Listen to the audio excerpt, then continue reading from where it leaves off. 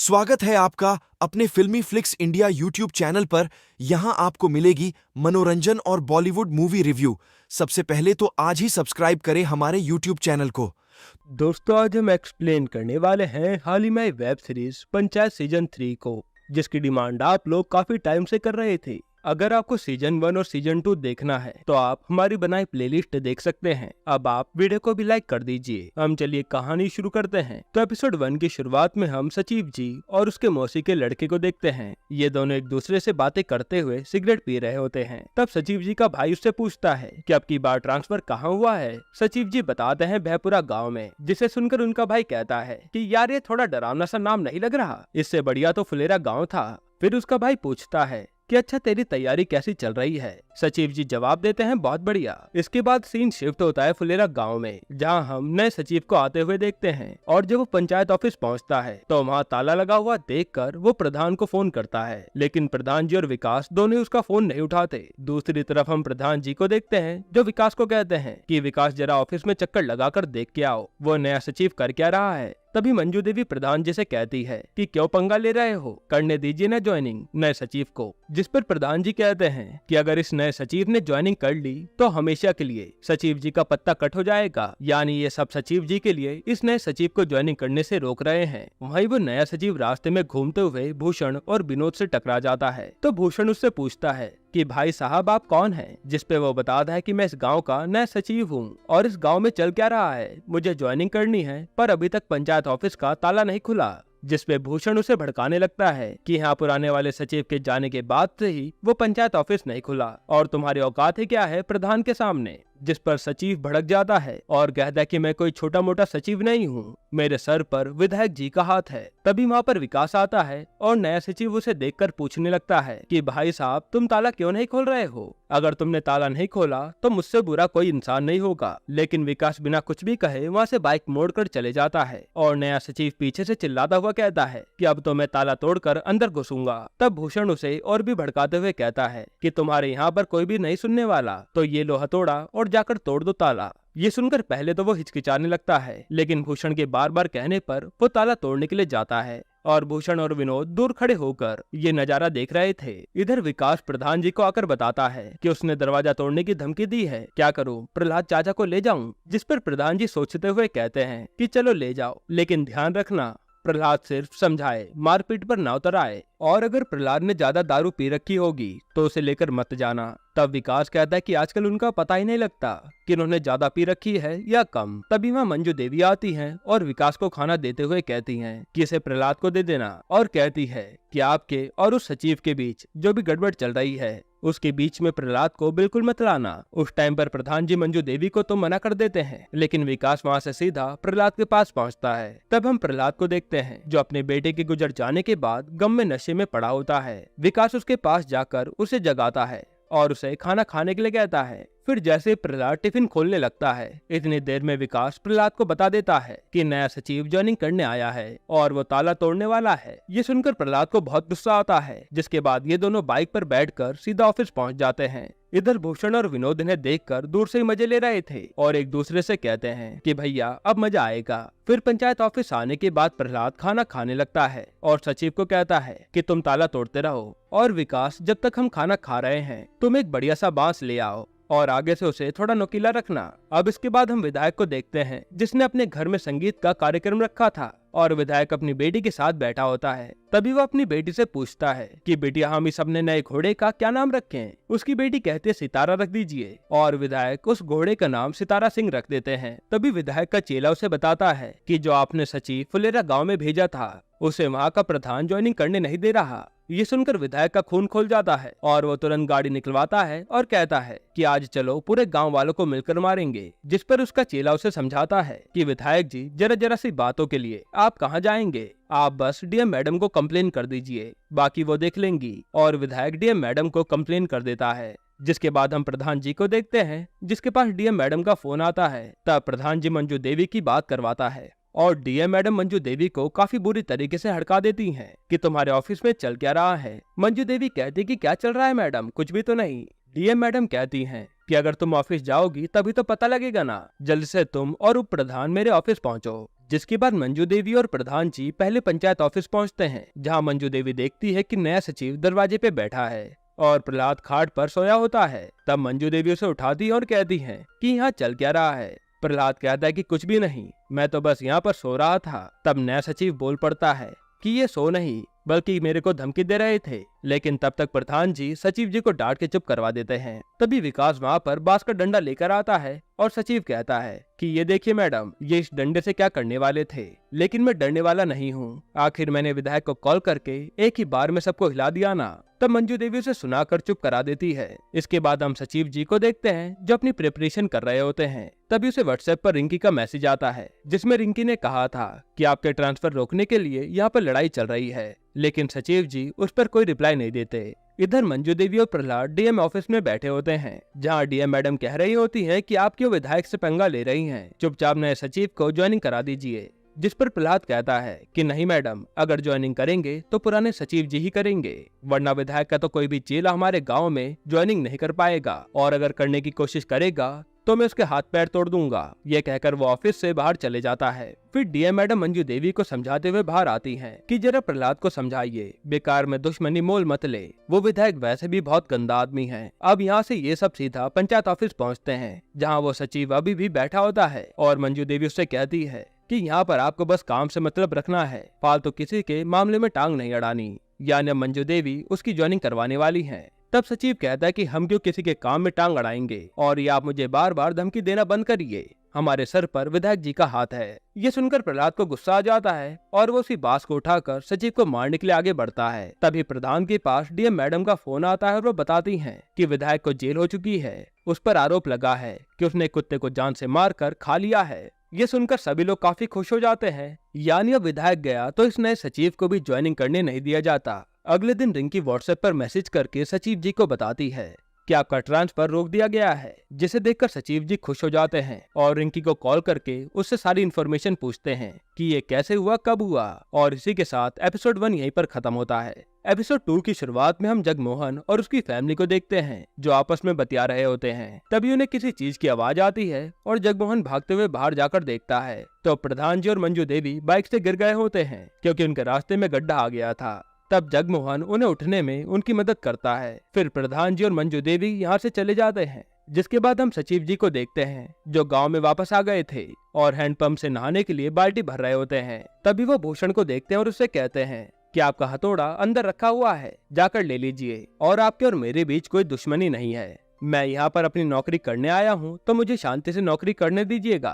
फिर नहाने के बाद तैयार होते समय सचिव जी अपनी मौसी के लड़के से बात कर रहे होते हैं और कहते हैं कि यहाँ पर सब ठीक है, बस मुझे होने वाली पॉलिटिक्स से दूर रहना है। जिस पर उनका भाई कहता है कि मुझे सब पता है, तुम वहाँ पर रिंकी के लिए गया है ना। और रिंकी का नाम सुनते सचिव जी के मुंह पर स्माइल आ जाती है। तभी थोड़ी देर बाद वहाँ रिंकी आती है, जिसे देखकर सचिव जी कहते हैं क्या हुआ, सब ठीक तो है ना। तब रिंकी कहते है कि कुछ नहीं, हम तो टंकी पर बस चाय पीने जा रहे थे, तो सोचा आपको हाय हेलो कर दें। जिसके बाद रिंकी सचिव जी को चाय पीने के लिए ऑफर करती है, लेकिन सचिव जी कहते हैं कि इस समय टंकी पर जाएंगे तो गांव वाले पता नहीं कैसी कैसी बातें बनाएंगे। एक काम करते हैं, रात को चलेंगे, मैं फ्री भी हो जाऊंगा और अंधेरे में किसी को कुछ दिखेगा भी नहीं। तब रिंकी कहती है कि अंधेरे में क्या करेंगे, मतलब अंधेरे में तो गांव भी नहीं दिखता।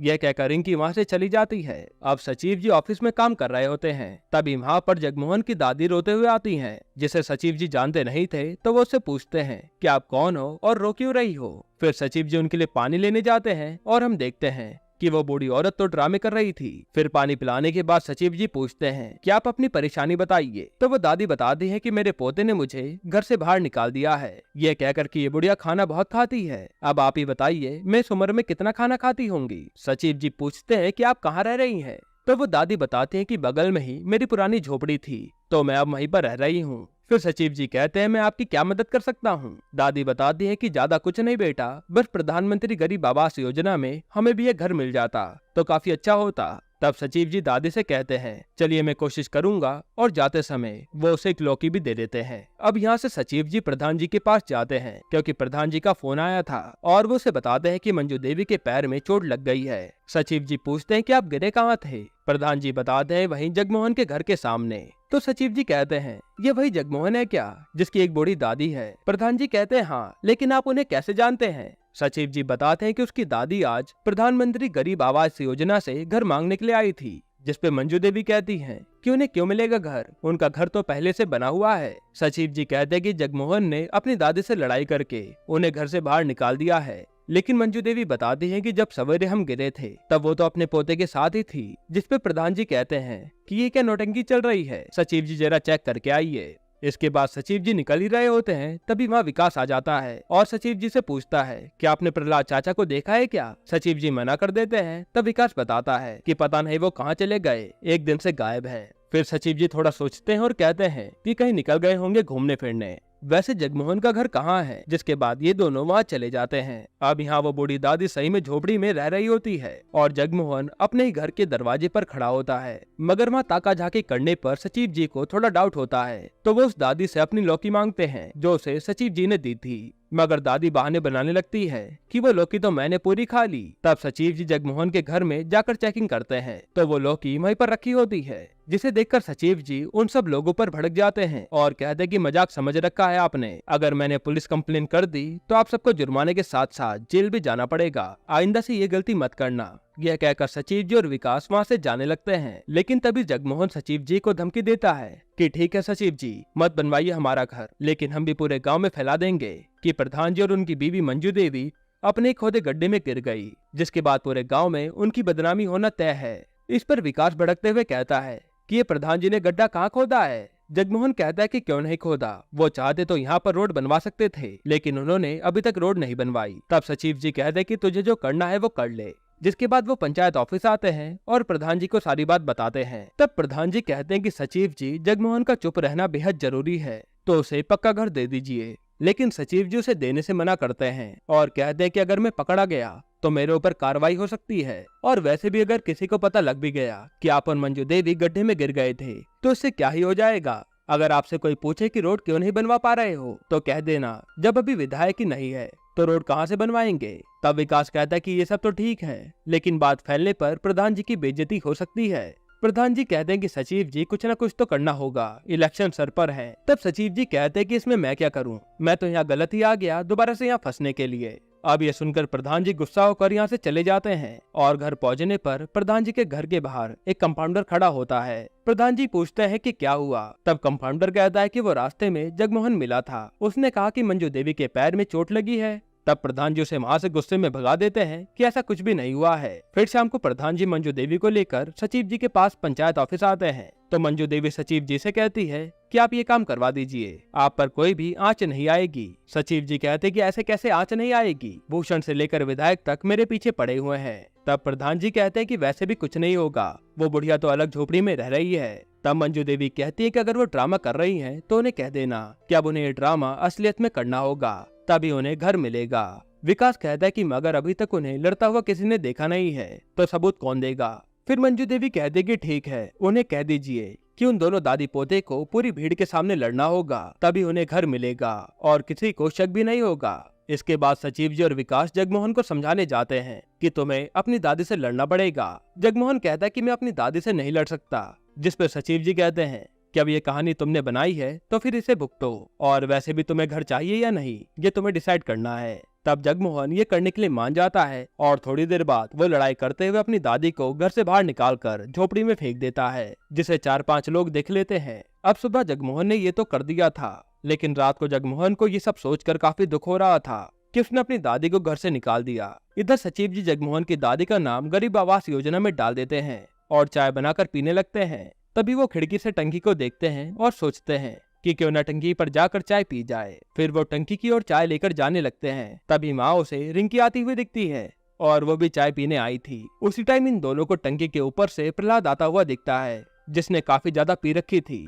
तब रिंकी कहते कि आप प्रहलाद चाचा को संभालिए, मैं यहाँ से जाती हूँ। फिर सचिव जी प्रहलाद को नीचे उतारते हैं और प्रधान जी और विकास को वहाँ आने के लिए कहते हैं, जिसके बाद प्रधान जी और विकास वहाँ आकर प्रहलाद को प्रधान जी के घर ले आते हैं। अब यहाँ मंजू देवी ने प्रहलाद को सुला दिया था और मंजू देवी विकास को कहती हैं कि उस टंकी पर कुछ भी करके उसे बंद करवा दीजिए। आज के बाद उस टंकी पर कोई नहीं चढ़ेगा, क्योंकि आज प्रहलाद की वहाँ से जान भी जा सकती थी। यहीं पर एपिसोड 2 खत्म होता है।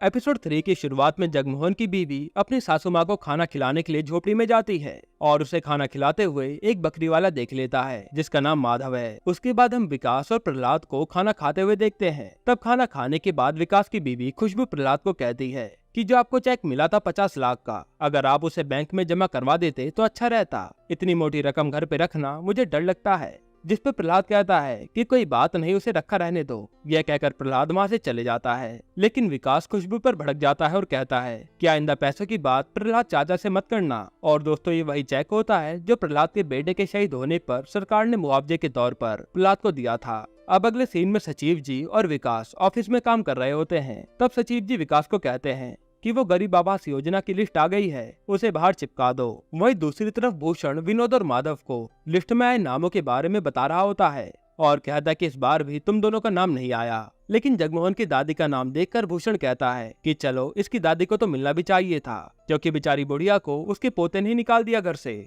लेकिन तभी माधव कहता है कि क्यों मिलना चाहिए था, मैंने तो आज ही जगमोहन की बीवी को उस बुढ़िया को खाना खिलाते हुए देखा था। जिसके बाद भूषण सीधा सचिव जी के पास पहुंचता है और कहता है कि सचिव जी, जगमोहन की दादी का नाम गरीब योजना में क्यों आया है, जबकि उनका तो पक्का मकान है। तो सचिव जी कहते हैं कि जगमोहन ने अपनी दादी से लड़ाई करके उन्हें घर से बाहर निकाल दिया था, इसलिए उसकी दादी ने अपना नाम इस योजना में लिखवा दिया। अब बाकी की बात मुझे नहीं पता, तुम जाकर खुद ही पता कर लो। तब भूषण यहाँ से चले जाता है और भूषण के जाते ही सचिव जी परेशान हो जाते हैं कि मैंने तो पहले ही कहा था कि ऐसा कुछ जरूर होगा, तो जल्दी से जगमोहन को फोन लगाओ। अब वो तीनों वहाँ पहुँचते हैं। उससे पहले जगमोहन को सचिव जी ने सब कुछ समझा दिया था। तब जगमोहन अपनी बीवी को घर से बाहर निकाल रहा होता है कि आज के बाद अगर तूने इस बुढ़िया को खाना खिलाया तो तू भी मेरे घर से बाहर निकल जाना। ये कहकर वो और उसकी बीवी अंदर चले जाते हैं। विनोद ये देखकर भूषण से कहता है कि भैया, इनके बीच में तो सही में लड़ाई हो रखी है। फिर तीनों झोपड़ी में जाते हैं जहाँ वो बूढ़ी दादी लेटी होती है और भूषण पूछता है कि अम्मा जी क्या हुआ, सब ठीक तो है ना। तब दादी कहती है कि क्या बताएं बेटा, कुछ अच्छा नहीं लग रहा। भूषण कहता है कि लगता है आपकी तबीयत खराब है, तो मैं कंपाउंडर को बुला लाता हूँ। जिसके बाद ये तीनों कंपाउंडर को लेने चले जाते हैं। उधर सचिव जी प्रधान जी के घर पर थे और जगमोहन से फोन पर बात कर रहे होते हैं। जगमोहन बताता है कि वो तीनों कंपाउंडर को बुलाने गए हैं, मगर मेरी दादी की तबीयत तो बिल्कुल ठीक है, तो वो दवाई कौन सी खाएंगी। तब सचिव जी कहते कि तुम चिंता मत करो, वो डॉक्टर आएगा तो गैस की दवाई देगा और उससे कुछ भी नहीं होता। ये कहकर सचिव जी फोन काट देते हैं। तब प्रहलाद यहाँ सबको कहने लगता है कि पहले एक झूठ बोला, अब उसे छुपाने के लिए दूसरे झूठ बोले जा रहे हैं। प्रधान जी, आपने सचिव जी को फालतू में इन सब में फंसा दिया। उधर भूषण कंपाउंडर को ले आता है और कंपाउंडर उस दादी से पूछता है कि क्या दिक्कत है दादी। तो वो कहते कि बस अच्छा नहीं लग रहा। तब कंपाउंडर उन्हें गैस की गोली खिला देता है। अब आधी रात में जब सचिव जी सो रहे होते हैं तब उसे जगमोहन का फोन आता है। जगमोहन रोते हुए बताता है कि सचिव जी, अम्मा की तबीयत सच में खराब हो गई है, पता नहीं उस कंपाउंडर ने कौन सी दवाई खिला दी थी, इसलिए गाड़ी का इंतजाम करवा दीजिए, हॉस्पिटल जाना पड़ेगा। जिसके बाद सचिव जी सीधा प्रहलाद के पास जाते हैं और उन्हें सारी बात बताकर पूछते हैं कि कहीं गाड़ी मिलेगी क्या। फिर प्रहलाद सचिव जी को एक जगह पर लेकर आता है जहाँ से उन्हें एक टेम्पो मिलता है, लेकिन टेम्पो चलाने वाले ने काफी ज्यादा पी रखी होती है और प्रहलाद ने भी थोड़ी सी पी रखी थी। जिसके बाद अब टेम्पो सचिव जी चलाकर लाते हैं और जगमोहन के घर से उसकी अम्मा को लेकर सीधा हॉस्पिटल ले जाते हैं। तब जाकर उन्हें आराम मिलता है। फिर बाहर आकर जगमोहन सचिव जी और प्रहलाद को धन्यवाद कहता है और सचिव जी से आज रात कितना खर्चा आएगा उसके बारे में पूछता है। प्रहलाद कहता है कि तुम चिंता मत करो, मैं देख लूंगा, वैसे भी सरकार ने 50 लाख रुपए दिए हैं, उसका मैं करूंगा ही क्या। अब अगले दिन जगमोहन अपनी दादी को हॉस्पिटल से डिस्चार्ज करवा लाता है, लेकिन जगमोहन की दादी पक्के घर में जाने की बजाय झोपड़ी में चली जाती हैं, वरना लोगों को उन पर शक हो जाएगा। ये देखकर जगमोहन को अच्छा नहीं लगता, तो वो सीधा प्रहलाद के पास जाता है और कहता है कि भैया, अब हम सोच रहे हैं कि गरीब आवास योजना से अपना नाम हटवा लें, क्योंकि अगर घर मिला तो अम्मा से दूर रहना पड़ेगा और वो हो नहीं सकता। तो प्रहलाद कहता है कि ये सब तो तुम्हें पहले से सोचना चाहिए था। जगमोहन बताता है कि मैंने तो ये सब सोचा था, लेकिन अम्मा ने जबरदस्ती करके ये मुझसे काम करवा दिया, अब आप ही कुछ करिए। ये कहकर वो रोने लगता है। जिसकी बात प्रहलाद जगमोहन की दादी को अपने घर ले आता है और दिखाता कि परिवार के बिना घर कितना सूना सूना लगता है। अब उसका घर देखकर दादी काफी हैरान हो जाती है, क्योंकि उसके घर में सब कुछ बिगड़ा पड़ा था। तब प्रहलाद कहता है कि मेरी तो मजबूरी है, लेकिन आपके सामने तो आपका पूरा परिवार पड़ा है, तो क्यों गलती कर रही हो। अब ये बात दादी को समझ आ जाती है और वो गरीब आवास योजना से अपना नाम हटवा लेती हैं, ताकि वो अपने बच्चों के साथ रहें। और इस बार भूषण, विनोद और माधव सचिव जी की तारीफ करते हुए कहते हैं कि चलो, इस बार तुमने एक अच्छा काम तो किया, एक दादी को उसके पोते से मिलवा दिया। तभी विनोद और माधव पूछते हैं कि सचिव जी अब ये जो घर था वो किसे मिलेगा, जिस पर सचिव जी कहते हैं कि वो तो प्रधान जी डिसाइड करेंगे। यहीं पर एपिसोड 3 खत्म होता है। एपिसोड 4 की शुरुआत में हम देखते हैं कि पंचायत ऑफिस में आज एक मीटिंग बिठाई जाती है और मीटिंग शुरू होने से पहले सचिव जी मंजू देवी को समझा रहे होते हैं कि सभी लोगों को बता दीजिए कि अभी विधायक की पोस्ट खाली है, तो जब तक विधायक ही नहीं रहेगा तो रोड का काम चालू नहीं हो पाएगा। प्रहलाद भी प्रधान जी को कहता है कि सचिव जी एकदम सही कह रहे हैं, जिस पर प्रधान जी थोड़ा गुस्से में होकर प्रहलाद को बोलते हैं कि तुम ही सबको बता देना, वैसे भी आजकल हम लोगों से ज्यादा लोग तुम्हारी सुन रहे हैं। तभी विकास आता है और कहता है कि चलिए मीटिंग शुरू हो गई है। अब मीटिंग के बीच में वहाँ भूषण आ जाता है और चिल्लाते हुए बोलता है कि प्रधान जी आपने ये अच्छा नहीं करा, जगमोहन की अम्मा वाला घर भी आपने फुलेरा पश्चिम में दे दिया है। तब पंचायत वार्ड के मेंबर पूछने लगते हैं कि भूषण भाई आखिर हुआ क्या, और भूषण बताता है कि गरीब आवास योजना में टोटल 12 घर सरकार ने बनाने के लिए कहा था, जिसमें से 7 घर इन्होंने फुलेरा पश्चिम में दिए थे और 4 घर फुलेरा पूर्व में और 1 घर जगमोहन की अम्मा को दिया था। लेकिन जगमोहन की अम्मा वाला घर अब रद्द हो चुका है, तो उन्होंने वो घर भी फुलेरा पश्चिम में दे दिया। कायदे से तो वो घर फुलेरा पूर्व वालों को मिलना चाहिए था। तभी विनोद कहता है कि प्रधान जी खुद पश्चिम साइड के हैं ना, इसलिए पश्चिम फुलेरा वालों की मदद करते रहते हैं। फिर भूषण रोड की बात खोल देता है, तब प्रधान जी गुस्से में कहते हैं कि अभी विधायक नहीं है तो रोड के लिए फंड कौन देगा। भूषण कहता है यानी विधायक नहीं होगा तो रोड कभी नहीं बनेगा, जिस पर सभी वार्ड मेंबर्स बातें बनाने लगते हैं और इस बात का प्रधान जी और मंजू देवी पर कोई जवाब नहीं था। तब भूषण सभी वार्ड मेंबर्स को और भी भड़काने लगता है कि इस प्रधान ने हमारे गाँव के लिए करा कुछ भी नहीं है और ऊपर से विधायक से हमारी दुश्मनी करवा दी, वो भी सचिव के लिए। फिर वो सबको बताता है कि विधायक को बेल मिल चुकी है और इस इलेक्शन में उसकी बीवी विधायक की जगह पर खड़ी होगी और उनका जीतना तय है। फिर वो कहता है कि मैं गांव वालों से विनती करता हूं कि इस बार इलेक्शन में हमें प्रधान को बदलना ही होगा। यह कहकर भूषण वहां से चले जाता है और भूषण की इन बातों को सुनकर सबका मुंह उतर जाता है। वहीं अगले सीन में हम विकास को देखते हैं, जिस पर किसी का फोन आ रहा होता है। तब उसकी बीवी पूछती है कि क्या हुआ। वो बताता है कि आज वीडियो के बाहर तनख्वाह बढ़ाने के लिए धरना है, लेकिन मेरा जाने का मन नहीं कर रहा। तब खुशबू कहते कि हाँ आप प्रधान जी की चिंता में लगे रहो, लेकिन वो तो पैसे वाले लोग हैं, बाद में उन्हें कोई दिक्कत नहीं होगी। तभी विकास भड़क जाता है कि तुम बार बार पैसे पर क्यों आ जाती हो। तब उसकी बीवी उसे प्यार से समझाती है कि अभी हमें भले कोई दिक्कत ना हो, लेकिन आगे जब हमारा बच्चा होगा तब तो हमें पैसों की जरूरत पड़ेगी। जिसके बाद विकास धरने पर चले जाता है। अब इधर सचिव जी जब खाली होते हैं तो वो रिंकी को फोन करके पूछते हैं कि प्रधान जी क्या कर रहे हैं। रिंकी बताते हैं कि पापा और मम्मी का आपस में झगड़ा हो रहा है और मैं थोड़ी देर में बाजार जाने वाली हूँ ताकि थोड़ा घूम फिर सकूं और इस झगड़े से दूर रहूं। सचिव जी पूछते हैं कि किसके साथ जा रही हो। रिंकी कहती कि शायद पैदल जाऊंगी, तो सचिव जी कहते कि चलो मैं तुम्हें ले चलता हूँ और रिंकी उनके साथ जाने के लिए मान जाती है। फिर दोनों बाजार घूमने निकल जाते हैं। दूसरी तरफ प्रहलाद पेड़ के नीचे बैठकर दारू पी रहा होता है। वहीं विकास धरने पर बैठा होता है और इधर प्रधान जी और मंजू देवी का झगड़ा चल रहा होता है। जिसके बाद हम रिंकी और सचिव जी को मंदिर से बाहर निकलते हुए देखते हैं, जहां सचिव जी रिंकी को एमबीए करने की सलाह देते हैं क्योंकि रिंकी को अब अपने करियर पर ध्यान देना था। तब सचिव जी पूछते हैं कि पहले तो तुम्हारे घर वाले शादी करवा रहे थे, अभी अचानक से पढ़ाई कैसे। रिंकी बताती कि वो शादी के लिए मेरे पीछे पड़े थे, लेकिन मैंने अब मना कर दिया है और मुझे अपने करियर पर ध्यान देना है। तभी सचिव जी को रिंकी से पता चलता है कि उसके तो केवल मैथ में 42 नंबर ही आए थे। फिर भी वो रिंकी को मोटिवेट करते हैं कि तुम एमबीए कर लोगी। इसके बाद हम भूषण, उसकी बीवी, विनोद और माधव को तैयार देखते हैं, जो कि विधायक से मिलने जा रहे थे। फिर विधायक के घर पहुंचने पर पहले तो विधायक का चेला उन्हें अंदर जाने नहीं देता। तब भूषण कहता है कि हम फुलेरा गाँव के प्रधान से बदला लेना चाहते हैं, जिसके बाद छुट्टन उन्हें अंदर जाने देता है। अब विधायक भूषण और उसकी पत्नी से पूछता है कि क्या तो मंजू देवी को इस बार हरा दोगी। क्रांति देवी कहती है कि अगर आपका सहयोग रहा तो पक्का उसे हरा देंगे और विधायक उनकी प्लानिंग पूछता है। भूषण बताता है कि पहले तो हम आपके और फुलेरा गांव के बीच समझौता करवाएंगे और उसके बाद आपको इलेक्शन जीतकर विधायक बनने के बाद फुलेरा गांव की रोड बनवानी होगी और इसका आश्वासन गाँव वालों को अभी देना होगा। तब विधायक कहता है कि अच्छा, तो ये सब करके तुम बड़े नेता बन जाओगे, लेकिन बदले में मुझे क्या मिलेगा। भूषण कहता है कि बदला, वो भी उस प्रधान से जिसने आपकी बेइज्जती की थी। ये सुनकर विधायक भूषण और उसकी पत्नी का साथ देने के लिए तैयार हो जाता है। फिर शाम को ऑफिस में विकास सचिव जी को बता रहा होता है कि आज मैं धरने पर गया था, लेकिन वहाँ जाने का कोई फायदा नहीं है। सरकार का जब मन करेगा वो सैलरी तभी बढ़ाएगी। जिस पर सचिव जी कहते हैं कि हाँ भाई, ऐसा ही होता है। मैं तो कह रहा हूँ तो अपना एक अलग बिजनेस खोल ले। तभी वहाँ प्रहलाद आ जाता है और पूछता है कि किसी ने प्रधान जी का हालचाल लिया या नहीं, लेकिन कोई कुछ भी नहीं बोलता। फिर रात को प्रधान जी गुस्से में छत पर बैठे होते हैं तो रिंकी उन्हें खाना खाने के लिए बुलाती है, पर वो नीचे नहीं जाते। तभी व्हाट्सएप ग्रुप पर सबका हाई मैसेज आता है, यानी आज रात को इनकी महफिल लगने वाली है। फिर चारों जने बियर पीने बैठे होते हैं, लेकिन आज किसी का भी मूड अच्छा नहीं होता और सबके मुंह लटके हुए थे। तब प्रधान जी कहते हैं कि यहाँ पर भी अगर मुझे गाली देनी है तो दे दो, वैसे भी सब लोग मुझे गाली दे ही रहे हैं। तब प्रहलाद कहता है कि मुझे आपसे बात करनी है, वैसे भी हम सबसे उस आवास योजना में गलती तो हुई है और मैं सोच रहा हूँ मुझे सरकारी मुआवजा जो मिला है 50 लाख रुपए, उसे देकर हम गाँव की रोड बनवा लेते हैं, जिसके बाद आप इलेक्शन जीत जाएंगे। इस पर सचिव जी कहते हैं कि सरकारी काम के लिए आप अपना पैसा क्यों देंगे, और विकास भी यही कहता है।